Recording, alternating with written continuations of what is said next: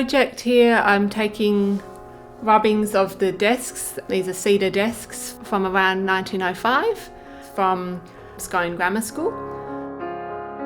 What I do is I lay fabric out on top of the surface and then with a stick of charcoal just rub over the fabric to create these images of the texture and the lettering on the desks.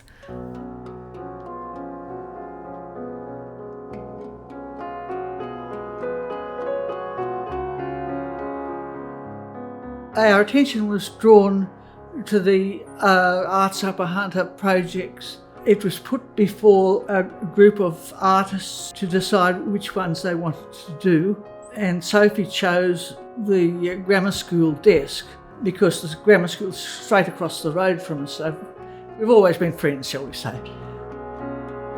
I was just drawn to these desks when I first saw images of them. They're very beautiful objects. They've got a great aesthetic appeal to them as well, but they've also got hundreds of students' names and initials. So it's a long and an important history to the area. It's been very interesting to do a bit of research into the history of these desks. We did find that one of the reasons why they were engraved probably was that there was a school teacher called William S. Walker, and he was allowing the students to engrave into the desks and generally run amok in the classroom. And he was dismissed by the principal at the time because he couldn't spell algebra and he couldn't solve algebraic problems. And one of the students whose name's engraved on the desk was actually the witness at that trial.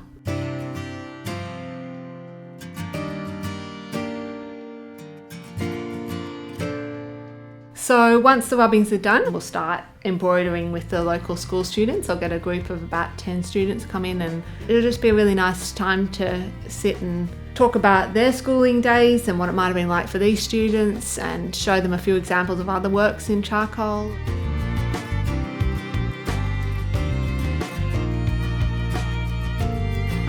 Not probably the best idea, but they put their whole name on there so you can sort of see their whole name. Make sure your thread's kept on, say, on the left side all the time and go halfway back. About that length is good, because if you get too long, it's going to sort of pull out a little bit and make a bit of a mess.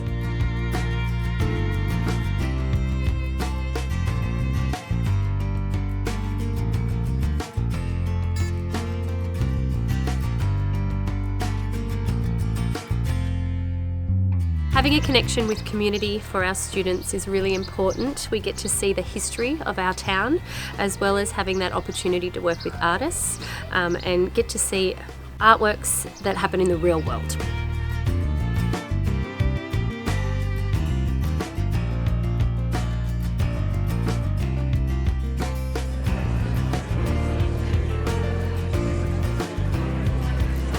It's been the highlight of my career to be here in Scone. I've often investigated museum practices, so this being here has allowed me to find a community that is behind these spaces rather than coming in just as a visitor, and it's inspired my practice in a really rich way because of that and made me want to do more.